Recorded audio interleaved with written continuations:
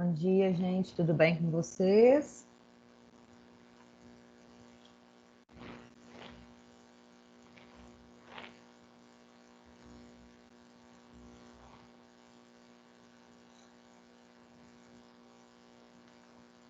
Dois minutinhos.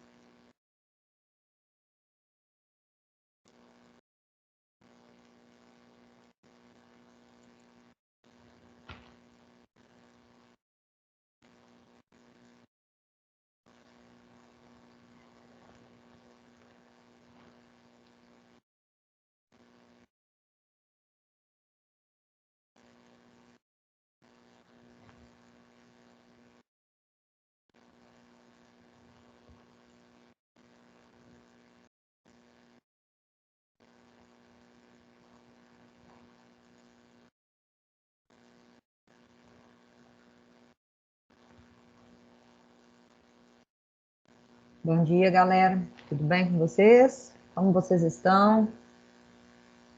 Nessa manhã fria.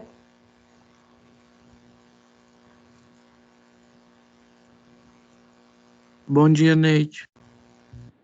Bom dia, seja bem-vindo. Quase nosso horário. Vocês já estão vendo a minha tela? Confirma para mim, por favor. Sim. Beleza. Eu vou comentar as frases e damos sequência. Tem acho que dois poemas concretos só para apresentar. É isso mesmo? Um eu não lembro o nome do aluno, porque mandou para mim a imagem, mas não me mandou o nome. Eu não tenho registro no WhatsApp, mas está aqui na apresentação, pouco depois da frase. E o outro é o do Bernardo Menezes, que eu acho que fez sozinho. Então tá aqui em seguida. Primeiro até o do Bernardo. O Bernardo já entrou? Deixa eu dar um confirmado aqui. Não, o Bernardo ainda não está na sala.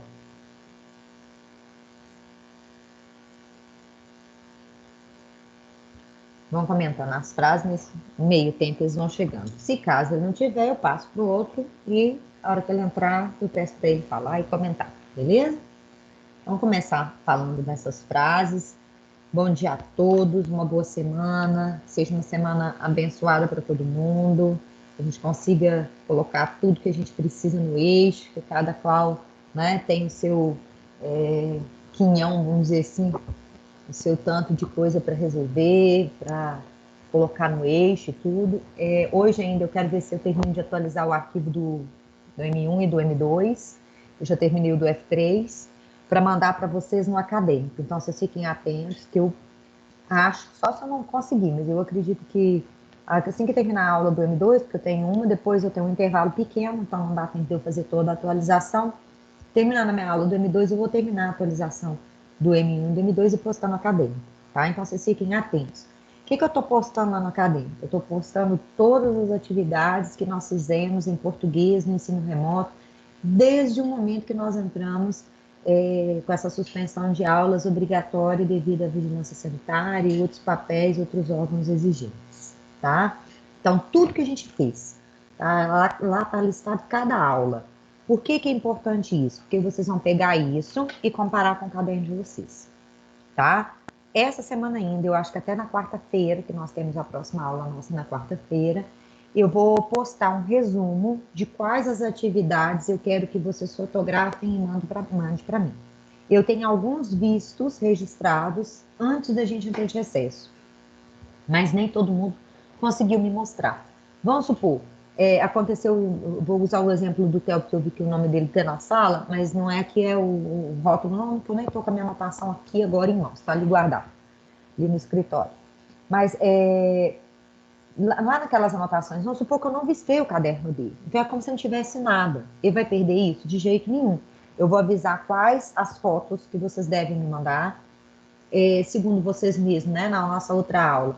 Melhor por e-mail, pode ser por e-mail, para mim não tem problema. Vocês só colocam para mim o nome de vocês e a sala para eu poder ir registrando, tá? E eu vou só dar ok. Assim, essa semana eu preciso de colocar essas atividades passadas em dia, registrar tudo direitinho. Por quê? Porque vai ter que fechar a atividade essa semana? Ainda não. Mas se eu deixar para o último momento, eu não consigo registrar tudo isso, pontuar, e esses que ficam para depois, que vão adiando, não conseguem colocar em dia, tá? Então, quem tem mania de protelar, o que é isso? Deixar para depois, precisa organizar e ver o que está faltando. Então, para se organizar melhor, é que eu vou colocar lá no acadêmico, vou publicar lá no acadêmico, chama cronograma de atividades do M1. Aí tá tudo. Mas vocês têm que ficar preocupados com tudo que está lá? Claro que não. Vocês só vão conferir e ver o que está faltando.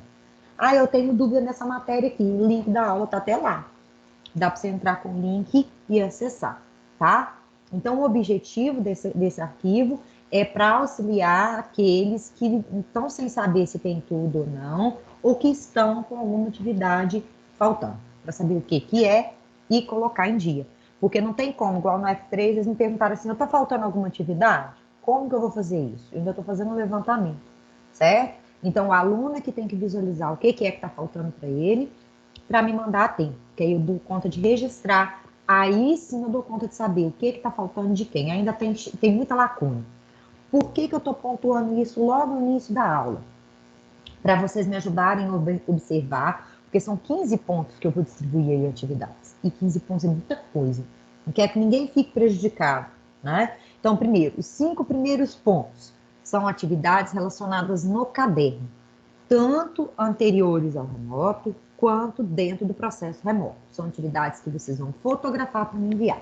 Provavelmente 5 atividades diferentes. Vocês vão pegar determinadas páginas, não, lá no caderno, dá para pegar uma foto só e me enviar. 1, 2, 3, 4, 5. Fechando aí esses 5 pontos. Os outros 5 pontos do meio, o que é que eu vou avaliar? Atividades que vocês fizeram comigo na plataforma Plural e na estuda.com. Tem mais uma atividade que ainda não foi feita. Eu tenho aluno que não fez a última atividade e que nem a primeira fez. Então, eu preciso que vá, que pegue com alguém ou que entre aí. Eu vou até ver se eu consigo disponibilizar ela em PDF, tá? Vou ver se eu salvo no meu computador e mando para vocês lá no acadêmico. Vou ver se tem jeito de fazer isso também. Deixa eu até registrar, porque senão depois eu esqueço o que é que eu estou falando com vocês e me perco. Oi. Você pode falar quem é que não fez essa última atividade? Não tem como falar. Eu tenho que olhar isso fazendo o levantamento. A maioria fez, gente. Eu estou pontuando aqui porque tem um ou outro. Porque quando eu fui registrar na prova, eu acabei entrando na atividade e vi que tinha um grupo lá que não fez. E acusa lá que não fez. O que acontece? Seja estuda.com, seja a Plural, ela bloqueia vocês. Passou da data e não vai conseguir fazer. Na Plural é pior. Então, deixa eu explicar primeiro o que é que nós podemos combinar para a gente poder fazer. Na Plural, para que eu libere para esses alunos, eu tenho que liberar para a turma toda e gera aquela coisa de duplicidade que vocês viram na primeira. Então, na Plural, o que nós vamos fazer? Eu vou fazer esse levantamento primeiro, vou fazer a atividade em PDF ou em arquivo de Word normal. Tá? Aviso vocês na quarta-feira o que eu consegui fazer, tá? Para que eu estou avisando isso? Porque a pessoa que não tiver feito não vai ficar lá na Plural fazer, não. Porque não tem jeito de eu liberar ela para ela. Vai fazer atividade no caderno e fotografar e vai me mandar. Eu fiquei sem fazer, mas eu fiz agora. Vai valer a mesma coisa, certo? Não vai valer a questão, por exemplo, do compromisso e responsabilidade, que seja lá ligado ao sócio efetivo, mas está valendo enquanto pontuação de atividade, beleza? Quanto estuda.com, que é mais fácil de eu pontuar o que você está me perguntando aí, quem é que não fez essa última. Essa da estuda.com é mais fácil. Por quê? Porque eu posso ir lá no estuda.com, reabrir a atividade com a data dessa semana. Então, eu aviso vocês na quarta-feira, aí eu consigo te dar esse pontuamento que você me perguntou aí. Quem é que está faltando, quem é que não fez, para poder ir lá e fazer. Na quarta-feira eu consigo fazer isso. Hoje é que eu não consigo, porque eu teria que acessar a plataforma aqui até que ela entra, nós já perdemos um tempo incalculável. Então, eu vou liberar dessa última para quem não fez, certo? Que aí não precisa fazer no caderno. Agora, o do plural tem que ser no caderno, senão dá muita amolação, certo? Podemos combinar dessa forma? E provavelmente vai ter outra do estudo.com, que é a preparação para o suplementar de vocês, que ainda não tem data marcada, mas deve ser agora no início de setembro. Nós estamos na última semana de agosto, certo? Só para pontuar. E os últimos 5 pontos? Os últimos 5 pontos é o poema concreto, sua execução e sua apresentação. Estou frisando aqui, tem gente que não está incluído nos grupos e não apresentou. Cuidado que vai ficar com 0 em 5, certo? Depois fala assim, gente, mas por que eu não fiz? Oportunidade está tendo, dá tempo de fazer e entregar, mas não deixe de fazer. Como é que eu estou avaliando o poema concreto? 3 pontos na sua execução, que foi o que vocês fizeram, e 2 pontos na apresentação. Então, precisa de apresentar. Ah, por quê? Porque tem gente que fez, mas ainda não apresentou. É o caso, por exemplo, do Bernardo. Tem esse outro que eu não sei de quem que é, porque não tem o nome nem do homenageado, nem o nome do aluno. Não sei se fez em grupo, se fez sozinho. Ele está aqui na tela. Vou jogar aqui, vocês vão me dizer de quem que é. Porque foi me mandado pelo WhatsApp na última aula. Então, quem não fez qualquer tipo de atividade, dá tempo de colocar em dia. Hoje ainda, então vocês vão ficar atentos lá no acadêmico, eu vou colocar lá o cronograma de atividades atualizado. Você vai cruzar esses dados, abrir ele na tela ou do computador do seu celular e vai confirmar no seu caderno. Essa atividade eu fiz, essa eu fiz, essa eu fiz, essa eu fiz, essa daqui eu não fiz. Então dá tempo de fazer e colocar em dia. Por quê? Na quarta-feira eu vou dizer o que vocês vão fotografar e me mandar. Vou fazer uma listinha e enviar para vocês, porque eu acho mais fácil por escrito, e aí vocês conseguem visualizar e saber o que é, do que qualquer outra coisa. Detalhe, gente, para mandar a foto, não basta simplesmente, só um minutinho, não basta simplesmente mandar a foto para mim. É preciso que vocês me mandem a foto e coloquem lá relacionada à foto. Atividade tal, porque senão eu fico perdida na hora de a gente avaliar, e aí você pode ficar prejudicado. Não quero deixar ninguém prejudicado por conta de atividade. Eu vou mandar no acadêmico do clipe esse cronograma, que aí vocês vão abrir um arquivo do Word, que é grandão. Ele está desde o dia 18 de março até a nossa aula de hoje. Eu ainda não atualizei, por isso está faltando. Está faltando do recesso para cá para eu atualizar. Está só no meu rascunho por escrito aqui, eu tenho que digitar. Mas isso é rápido, no instantinho eu consigo fazer. Só não consigo fazer entre a aula do M1 para a aula do M2. Mas terminando a aula do M2 eu faço e envio para vocês irem organizando. Diga. Aqui, rapidinho. Você falou que vai enviar um arquivo no Word com tudo falando o que precisa isso, que é o de enviar. Isso. Aí a gente vai enviar como? Num documento no Word de enviar ou de enviar no clipe? Vocês vão me enviar por e-mail, porque me falaram que no clipe dá mais problema, tem mais dificuldade para enviar. Luísa Castro pontuou, tem mais gente que falou isso na outra aula nossa. Então, vocês vão me mandar por e-mail. Mas eu vou especificar isso tudo na quarta-feira. Quais são as que vocês vão fotografar? Porque, por exemplo, às vezes a gente fez um capítulo inteiro de atividade. Vocês precisam fotografar o capítulo inteiro? Determinado foco do capítulo dá conta para mim. Então, vocês vão bater uma foto do caderno de vocês e colocar a atividade do capítulo X. Entendeu? Para eu colocar o quê? Combinado? Tá bom, obrigado. Tinha uma menina também querendo falar. Pode falar antes de eu prosseguir, porque isso eu preciso falar, senão eu esqueço. É o seguinte, eu queria perguntar se você vai pedir muita foto do caderno, porque dependendo, a gente vai ter que enviar muitas, aí teria de juntar em um arquivo só. A ideia é mandar 5 fotos. Por isso, é a Maria Luísa? Pela voz parece, por isso. Sim, sou eu. Então, Maria Luísa, é o seguinte, por isso mesmo, acho que você tinha até me perguntado isso numa outra aula também, você lembra? Quais eram as atividades que eram mandar por foto? Acho que foi você mesmo que me perguntou. Na verdade, eu preciso fazer qual o levantamento, qual a parte do capítulo que é mais significativa para a gente, por isso que demora um pouquinho, e eu estava terminando de corrigir as provas e lançar as notas. Aí eu enviei para a Rita. Enviei para a Rita tudo agora de manhã, agora eu consigo já focar nessas outras coisas. Porque não adianta, sabe, muita coisa ao mesmo tempo, você não sabe o que você fez, o que você deixou de fazer, e fica para trás. O do F3 eu atualizei no fim de semana, de vocês e o do M2 eu atualizo hoje, fica faltando o do avançado ainda que eu tenho que atualizar amanhã. Beleza? Então, uma coisa de cada vez, nós vamos organizar. A ideia é que sejam 5 fotos, Maria Luísa, a menos que eu não consiga precisar para vocês qual a parte do capítulo que é mais significativa, ou que ilustraria melhor aquilo que eu preciso. Não precisa ser, por exemplo, vamos supor, o capítulo tinha lá 20 páginas, e vocês no caderno gastaram 5, vocês vão ter que tirar 5 fotos. É isso que eu quero reduzir, entendeu? A quantidade de fotos que vocês vão me enviar para pontuar isso. Eu sei que tem gente que tem letra menor, que vai ficar mais compacto, mas tem gente que tem letra maior, certo? Vamos fazer o seguinte, vamos comentar as frases. Eu não sei se o Bernardo entrou depois que eu comecei a falar, porque a próxima tela é o poema dele. E aí, se ele estiver na sala, vocês já confirmam para mim. E o outro que eu não sei de quem é. Então, vamos primeiro abrir aqui, falando dessas histórias, que eu acho que tem tudo a ver com os poemas concretos, com a nossa própria vida, com o nosso cotidiano. São 2 posts que eu coloquei esse fim de semana no Instagram, né? E quando eu coloco no Instagram, eu compartilho com o Facebook, porque os públicos que eu tenho um e outro são diferentes, né?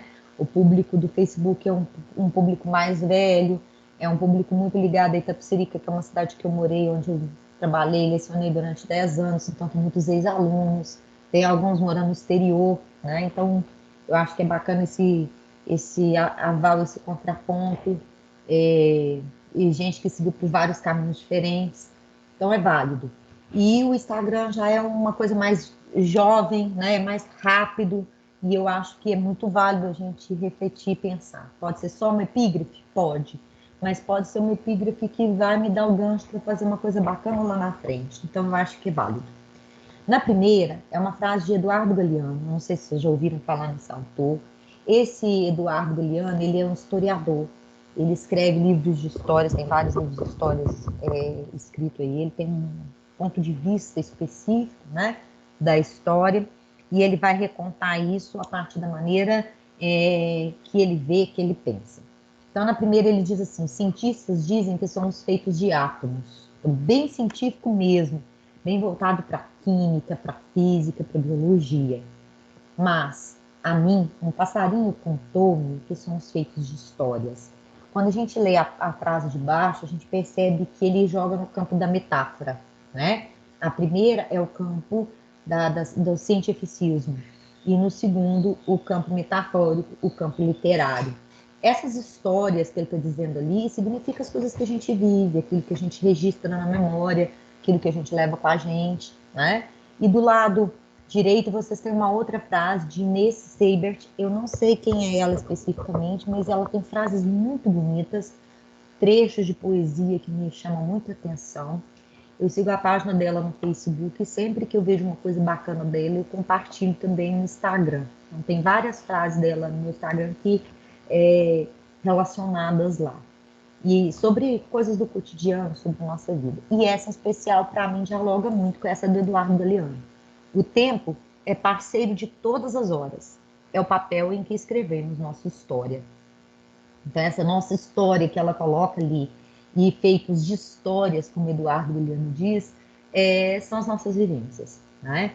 Eu quero saber se alguém quer comentar aí e se o Bernardo já está aí para poder falar, o Bernardo Menezes, porque eu vi um outro Bernardo, mas o Bernardo Costa, mas acho que o Bernardo Costa já apresentou. Enquanto vocês vão pensando nas frases aí, comentando, deixa eu ver se o Bernardo está na sala e jogar o poema dele em seguida. O que vocês me dizem? Como que vocês veem esse papel da nossa construção da nossa própria história? Vocês se percebem como agentes da própria história? Protagonistas da própria história?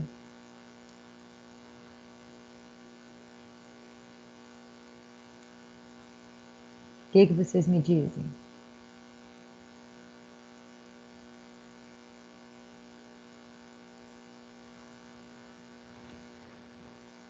Neide. Diga. Sobre essa frase do passarinho, eu acho que todo mundo constrói a sua própria história, querendo ou não. Às vezes a pessoa pode não querer construir aquela história por falta de oportunidade, ou seja, o que for, ela pode não querer construir aquela história que ela está construindo. Mas todo mundo, perante todas as ações, constrói a sua própria história. E às vezes eu acho que a ciência, ela até trata tudo de uma forma muito rude, né? Por isso tem que Seca, balancear com a matéria. Eu acho a ciência trata tudo de uma maneira muito seca, fria, né? E eu acho que pode ser diferente, não é? Eu acho que a gente pode olhar para isso tudo e ressignificar. Até as coisas ruins que a gente vive, ou que acontecem na nossa vida, elas podem deixar lições positivas. A gente pode olhar isso de uma Eu maneira... acho que precisa haver o equilíbrio, né? A ciência é totalmente racional e seca, mas por outro lado, outros aspectos não são. Então eu acho que tem de haver São esse equilíbrio, importantes senão também. a gente iria viver sempre ou sempre no racional ou sempre no emocional. Sim, exatamente. A busca tem que ser em cima desse equilíbrio. A gente precisa desse olhar científico, desse olhar sério, desse olhar mais seco sobre as coisas, mas a gente pode também olhar de uma maneira mais suave, mais humana, mais fraterna para tudo aquilo que nos acontece, né? Construir a nossa história a partir dessa trajetória. Gente, o Fernando Nogueira colocou aqui no bate-papo, e é verdade. Lá na plataforma Plural, é por isso que eu estou falando que tem problema lá na Plural. Tem uma questão lá aberta, porque ao reabrir a atividade, né, verificando a aprendizagem para o pessoal que não tinha feito, eu abri para todo mundo, porque a plataforma, eu não conseguia acessar aluno por aluno, depois que eu descobri que tem uma outra saída, mas é um caminho mais longo, eu vou ver se eu consigo excluir, na do F3 eu consegui excluir as atividades que estavam em aberto. Se eu conseguir fazer isso, fica melhor para vocês visualizarem, porque fica parecendo que vocês não fizeram. Então, é por isso que eu falei que eu preciso fazer esse levantamento primeiro, antes de dar um feedback para vocês, porque senão você fica assim, é igual a Maria Luísa, que faz todas as atividades, né? Tem outros alunos que fazem tudo, a Charlize, aí fica parecendo, não, eu não fiz, está em aberto, e não está, tá? Teve até uma aluna que a Lisa falou para mim assim, ó, tá em aberto, eu falei, não, não está, foi uma falha minha na plataforma, eu não consegui resolver o problema lá, e ficou parecendo que o aluno não tinha feito, não é culpa do aluno, tá? A plataforma, ela oferece algumas falhas, por isso que os últimos exercícios eu gerei pela Estuda e o próximo também será pela Estuda. Porque é muito mais fácil para mim reabrir para vocês a partir da Estuda e visualizar isso tudo, tá? Então, fica tranquilo, viu, Fernando? Eu vou ver se eu consigo fazer achar uma saída para essa atividade que está constando lá em aberto para vocês, porque essa aqui relacionada do F3, eu mandei para a turma, quando eu mandei foi M1 e F3 de novo. Então, foi para todo mundo do M1, a atividade que era do F3, tem uma correlação em termos de matéria? Tem, mas não faz sentido. Por quê? Porque o foco é específico de um diferente para o outro, tá certo? Então, observar aí que nesse caso de atividade em aberta da Plural, eu vou fazer com vocês um pouquinho diferente. Eu vou gerar ela no Word, em PDF, e quem ficou faltando vai me mandar a foto do caderno. Aí uma foto extra para quem não fez aquela atividade lá e não ficar sem a pontuação, beleza? Agora, no caso da Estuda é mais fácil, por isso que eu falei com a aluna que tinha me perguntado quem é que não tinha feito, se eu tinha como olhar agora. Não tem como olhar agora, mas eu olho para a quarta. Aí eu vou fazer um registro, vou fazer um levantamento de quais são os alunos, que não são muitos, tá? São poucos das 3 turmas, que não fizeram lá no Estuda e consigo reabrir para poder fazer, tá certo? Aí, Fernando, eu vou ver essa questão da plural específica, se eu consigo excluir esses negócios que estão em aberto lá, e aí quem não fez atividade, que vai ficar lá em aberto só as primeiras 10 questões, que era o meu foco específico, vocês me mandam como foto no caderno, e ninguém fica prejudicado. Aquele que já fez fica ok, não fica nada em aberto, e aquele que ainda não fez consegue ajustar e fazer, que nem tão grande é e nem tão difícil também. Combinado? Bom, o Bernardo até então não estava na sala, então a próxima foto que está aqui é do Bernardo. Esse é o poema concreto do Bernardo. Como ele não está aqui para falar dele, eu queria saber se é individual, se é em grupo, este poema aqui, porque foi me mandado pelo WhatsApp, mas eu não tenho o nome, nem do aluno, nem do grupo. E eu fui sem saber de quem é, para pontuar, tá? E para chamar para apresentação. De quem é, gente? Neide. Diga. Neide. É o meu. Quem está falando? É o Pedro Delfino, do M1B. Pedro, você fez sozinha, em grupo? Como é que é? Não, eu fiz em grupo com o Otávio, o Marcel e o Lucas Nogueira. Tá, então M1B, Pedro Delfino. Deixa eu ver se o seu grupo está relacionado aqui. Se não tiver, eu relaciono. Não tem... Ah, aqui, ó, tá aqui. Aham, Pedro Delfino, Marcelo, quem mais? Otávio e Lucas Nogueira. O seu é um que tem gente de várias turmas, né? Várias turmas, não? Não, Não é não? é todos eles do M1B. Todos do M1B, melhor ainda, porque tem um que misturou, gente. Aí vai ficar uma confusão para eu poder pontuar, mas a gente chega lá. Otávio, Pedro, Marcelo, você falou que tinha mais um, Lucas, não é? É, Lucas Nogueira, beleza. Vocês podem falar, e qual é o homenageado de vocês? Eu não tenho também o registro. Ainda é Luiz de Castro Romano? o Otávio Luiz de Castro Romano. Otávio Luiz de Castro Romano, isso. Então pode falar. Então, nesse poema, falando que os principais ingredientes de todas as receitas para a vida são amor, generosidade e alegria. A gente colocou essa frase no poema porque essa era uma própria dele. E porque ele era um cozinheiro, que eles falavam que era um cozinheiro muito bom, na verdade, e ele sempre usava esses três ingredientes para a vida. Ele sempre foi uma pessoa muito amorosa, generosa e sempre foi alegre. Então, como ele já foi um cozinheiro, a gente decidiu colocar no formato de uma panela o poema dele. Mas o principal motivo que a gente escolheu ele foi por causa que ele sempre ajudava as pessoas. Era uma pessoa muito generosa e amiga das outras. Ótimo. Só uma coisa que eu vou te pedir. Você vai fazer o seguinte, vai escrever o nome dele. Pode ser aqui, aproveitando o desenho aqui. Pode ser no cabo, imitando o cabo da panela aqui.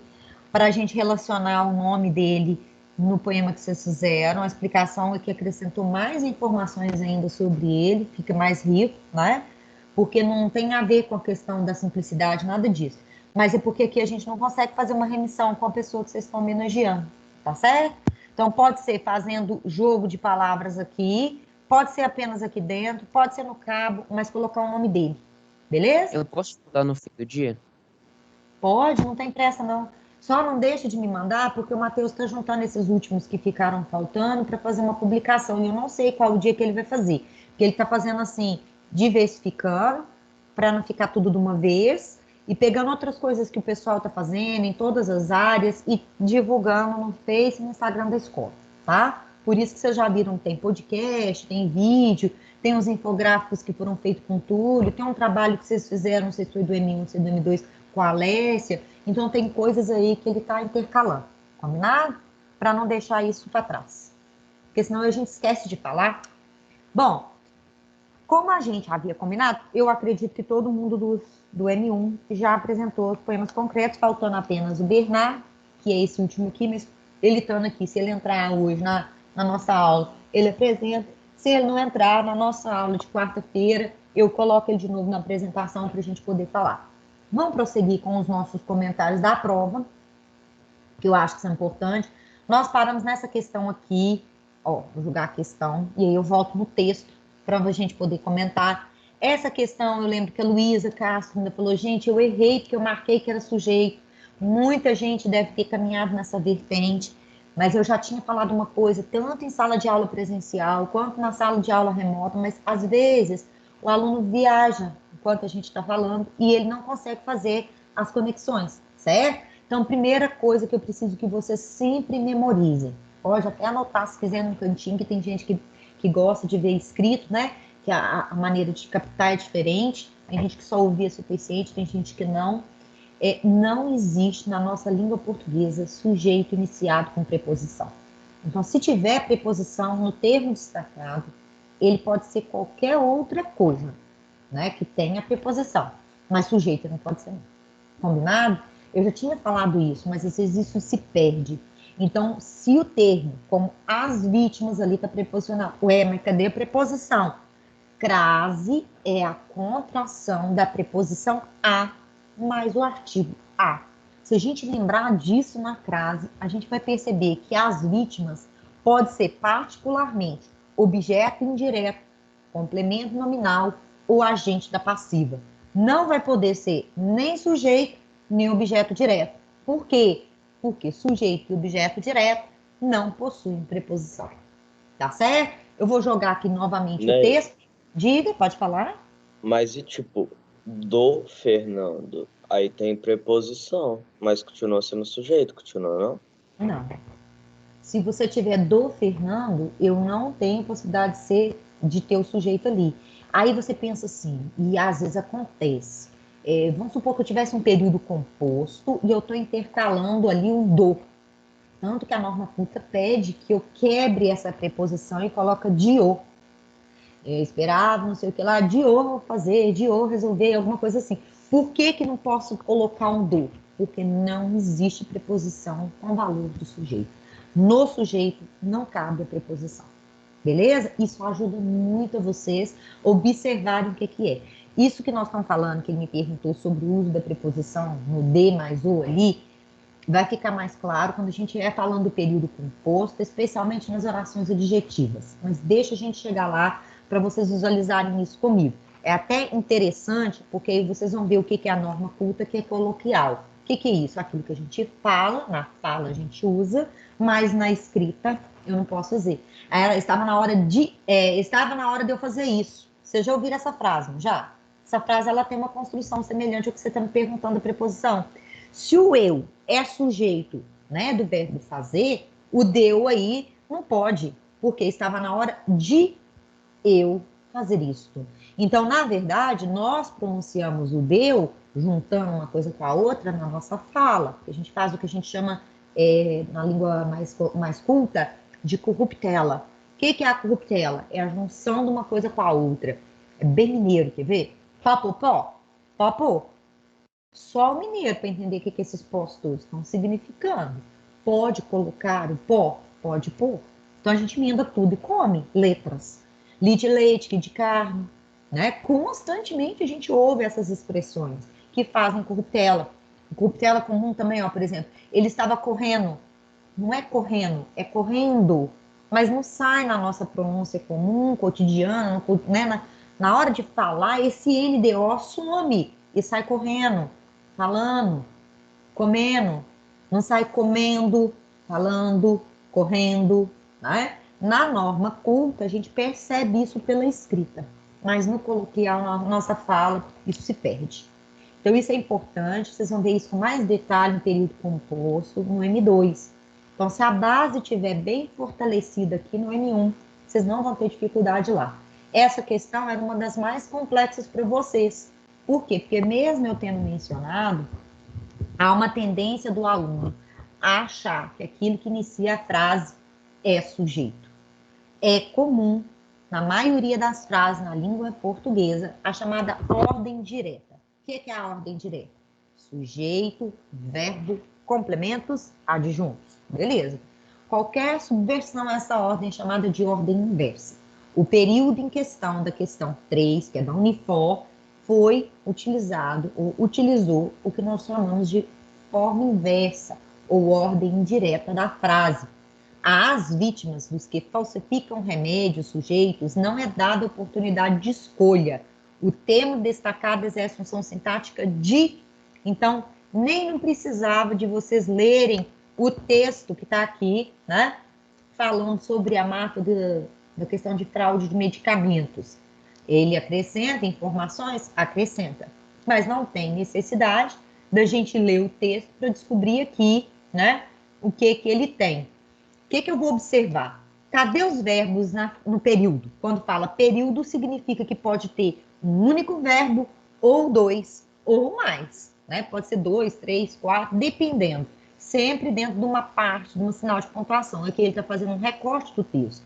Quantos verbos temos aqui? E quais são? Quais são os verbos que a gente tem aqui? Vamos marcar juntos? Eu tenho falsificam e eu tenho uma locução verbal é dada. Então, por que vocês acharam que as vítimas eram sujeito? Porque falsificam está no plural, na terceira pessoa do plural, e as vítimas também refere-se, né, está no plural, certo? Então, quando a gente pergunta quem é que falsificam remédios, quem é que falsifica? Nessa frase aqui, o sujeito indeterminado. Mas, se a gente retomar aqui no texto, eu vou perceber que tem a ver com essa máfia de medicamentos falsos, né? E que nós temos quadrilhas de narcotraficantes. Vocês conseguiram visualizar aqui no meio do texto, ó, o termo quadrilhas de narcotraficantes. São essas quadrilhas de narcotraficantes que falsificam os remédios. Se eu perguntar nessa frase, o sujeito é indeterminado, mas dentro do texto eu consigo percebê-lo como sujeito oculto porque foi mencionado anteriormente. Combinado? Então, o que vocês vão observar? Se falsificam, tem um sujeito que aqui isolado pode ser classificado como indeterminado, e lá no texto eu consigo ver que são as quadrilhas de narcotraficantes, falsificam o quê? Remédios. Mas esses remédios são direcionados às vítimas, então nós temos a função de objeto que? Indireto, certo? É para as vítimas. Então, é um objeto indireto, por quê? Porque veio preposicionado e completa o verbo, beleza? Poderia ser complemento nominal? Poderia, se estivesse completando nome ao invés de verbo. E poderia ser agente da passiva? Com essa preposição a, não poderia. Mas se fosse com a preposição por ou com a preposição de, poderia ser agente da passiva, certo? Se eu tivesse assim, os remédios foram falsificados por quadrilhas de narcotraficantes. O por quadrilhas de narcotraficantes seria agente da passiva. Ficou claro, gente? Posso passar para a próxima? Alguém tem uma dúvida nessa? Que não era realmente uma questão tão fácil, embora eu tenha a impressão que a maioria foi direto no valor ali de sujeito e pronto. Achou claramente ali. Não visualizou a crase, né? E nem pensou que a frase poderia estar deslocada. Talvez porque não é uma coisa comum na nossa língua. Mas quando a gente está escrevendo, a gente usa muito, tá? O pessoal do avançado usa muito frase invertida. Vou passar para a 4, tá? A questão 4 não é uma questão simples também. Eu espero que vocês tenham matado a charada. Eu avisei para vocês que tinha alguma coisa de voz passiva. O se é uma armadilha na nossa língua portuguesa. Por que o se é uma armadilha? Porque o se pode ser um monte de coisa. Quando o se vem na frase precisa-se de um posicionamento mais eficaz ou morre-se de frio, ele pode ser partícula passivadora? O que vocês me dizem? Nessas duas frases, eles podem ser a partícula passivadora? E tem jeito de passar essas duas frases para a voz passiva analítica? Partícula passivadora só existe na voz passiva sintética, quando o se aparece ali indicando que o sujeito é paciente. Tem jeito de eu passar a primeira e a segunda para a voz passiva? Me digam. Não. Não tem. Então, como não tem jeito de eu passar isso para a voz passiva, partícula passivadora não está nem na A nem na B. Eu já elimino. Mas como que chama esse se que está na A e na B? Ele se chama índice de indeterminação do sujeito. Por que ele ganha esse nome maluco? Porque indica que o sujeito é indeterminado. Quando que o sujeito é indeterminado mesmo? Vocês lembram? Duas situações que o sujeito é indeterminado. Quais são? Duas situações básicas, né? Quais são as situações que o sujeito é chamado de sujeito indeterminado? Quando o verbo está na terceira pessoa do plural, olha lá, o encontraram, parece sujeito indeterminado. Será que ele é? Ele vai ser sujeito indeterminado quando você sabe que tem um sujeito, não consigo identificá-lo. Vê um exemplo bacana para a gente analisar? Essa frase aqui, ó. Falsificam. Eu sei que alguém falsifica os remédios sujeitos, né? Mas eu não sei quem, a não ser que eu volte lá no texto e perceba que são as quadrilhas de narcotraficantes. Tá certo? Então, observar bem isso daqui para que vocês não errem. Verbos na terceira pessoa do plural. Ou, como tem nessa questão, verbos na terceira pessoa do singular mais se.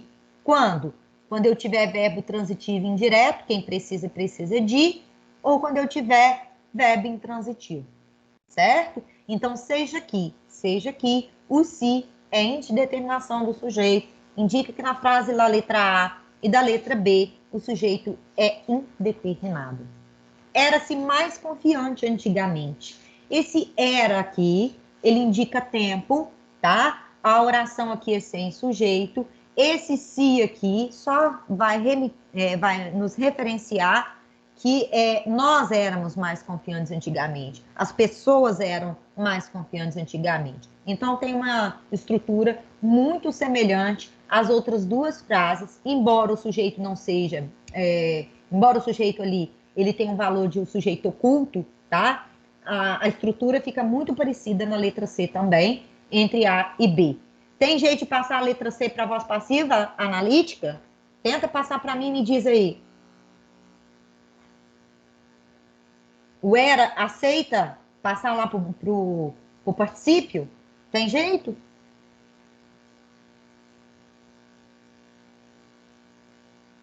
Tem, gente? Me conta aí. Não.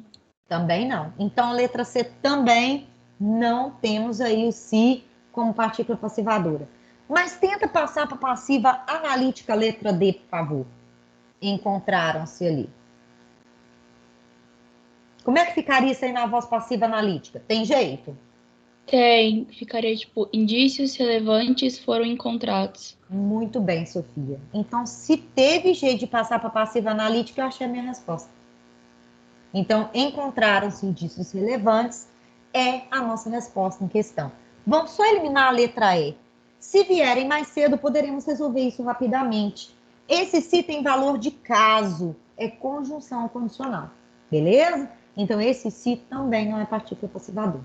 Só existe partícula passivadora na voz passiva sintética. Quando que eu tenho a voz passiva sintética? Quando eu leio a frase e consigo passar para a passiva analítica. Ficou claro? Nós falamos alguma coisa de voz passiva, principalmente porque essa questão pegava um pouquinho. Não é uma questão fácil não, tá, gente? É uma questão maliciosa. Não é uma questão minha, mas eu acho que é uma questão que dá muito trabalho para vocês associarem, porque vocês têm que fazer pontes com outros tipos de sujeitos que vocês não estão acostumados, tá? No caso do vierem aqui, ó, eu tenho aí também um verbo que indica sujeito indeterminado, tá? Igual aquele outro lá do falsificam, falsificar, não sei, da outra questão. Vamos prosseguir. Nós temos pouco tempo, mas eu acho que dá para a gente falar da reinvenção da vírgula. Seria legal a gente ler o texto, porque eu acho que esse texto nos enriquece bastante, mas eu vou direto na questão. E pergunta, qual o sentido da palavra espeta destacada no texto e qual o efeito que ela produz? E depois pergunta sobre a expressão, né? Que está bem no finalzinho, cortando as asas antes do voo. O que essa expressão significa? Antes de qualquer coisa, mesmo que a gente pare nessa questão, porque eu vou levar um pouquinho mais de tempo nela, eu quero que você saiba um pouquinho sobre o Machado de Assis. Machado de Assis é um autor que cai muito no Enem, cai muito em outros sistemas seletivos.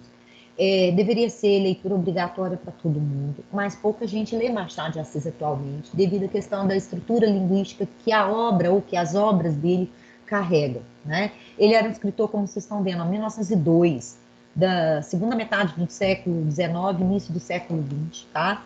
E ele vai trazer uma formalidade, uma estrutura muito formal nos seus textos, tá? Por isso que fica, às vezes, tão complexo entender o que o Machado de Assis escrevia. Então, observem que eu tenho aí nesse texto que não é do Machado, mas que fala da estrutura dos livros Machado. Outra coisa importante sobre Machado de Assis é que ele é mais conhecido pela prosa. O que é prosa? Pelos textos literários em prosa, em parágrafos. Então, ele escreve muito a estrutura narrativa, contando a história, representativamente do século XIX e início do século XX. Então, ele vai falar muito da sociedade do seu tempo. Ele é conhecido como o maior escritor realista brasileiro e foi chamado de maior brasileiro do século XX, devido ao seu papel particular, específico e extremamente rico que ele trouxe na nossa literatura brasileira através de várias obras. Ele é mais conhecido por uma obra famosa, que é o Memórias Póstumas de Brás Cubas, que é a história de um personagem que começa contando a sua própria história, então a narrativa é em primeira pessoa, o narrador é personagem, protagonista, por sinal, só que o narrador começa contando o seu próprio enterro. Então é o autor que está morto e que vem contar a sua história. Ele é conhecido mais por essa obra de cunho realista, que mostra a sociedade do seu tempo, a maneira como as pessoas eram interesseiras, como que as pessoas julgavam umas às outras pela aparência. Coisas que, infelizmente, verificamos em pleno século XXI, tanto tempo depois de Machado de Assis. Muita gente também não sabe que ele escreveu muitas poesias, especialmente sonetos, direcionados ao grande amor da sua vida, que foi Carolina. Carolina foi esposa de Machado de Assis. Ela morreu 4 anos antes dele, e dizem que ele perdeu o brilho e a paixão pela vida depois da morte dela, que ela o encantava, né? E fala-se muita coisa sobre ela, porque diz que era uma mulher muito culta, muito inteligente, e que ela era a primeira leitora de todas as obras dele. Bom, a obra de Machado de Assis que eu mais gosto é Dom Casmurro. Por que eu gosto mais de Dom Casmurro do que do Memórias Póstumas de Brás Cubas, por exemplo, que é a obra que deu notoriedade para ele? Porque o Dom Casmurro, para mim, tem uma particularidade ali, é uma obra de transição, talvez por isso ele seja mais conhecido para aquela que configura melhor o realismo. Então, parte da obra é vista como romântica, parte da obra é vista como realista, mas em Dom Casmurro, Machado de Assis lançou um desafio para o leitor. Capitu, que é uma das personagens da obra, traiu ou não traiu Bentinho, que é o narrador, personagem protagonista? A primeira vez que eu li a obra, eu podia jurar que Capitu tinha traído Bentinho. Como não? Ela era uma mulher assim, assim, assim, como descrita no livro. Só que quando você faz uma segunda leitura do livro, ou quando você lê o livro percebendo que quem conta a história é o Bentinho, o suposto marido traído, que nós temos uma época em que Freud está em ascensão, né? Em que os costumes estavam numa ótica de serem criticados, o papel da mulher estava sendo reconfigurado, já que a mulher sempre esteve inserida numa sociedade machista extremamente preconceituosa, naquela época muito mais do que hoje. Então, eu acho que esse retrato de costumes que Machado de Assis nos apresenta em Dom Casmurro. Bom, o que eu quero que vocês reflitam sobre isso? Eu vou parar nessa questão aqui, na reinvenção da vírgula, abordando com vocês as duas questões, que vai brincar com a palavra espeta, aí é uma interpretação metafórica. Muitos de vocês responderam muito bem. Não bastava dizer, na questão 5 aqui, ó, que o espeta foi utilizado um papel metafórico, um papel no sentido figurado. Teria que explicar que sentido figurado é esse. Esse espeta ali, quando a gente fala de espeta, né, se eu estou com a caneta e espeto você, eu tenho um sentido.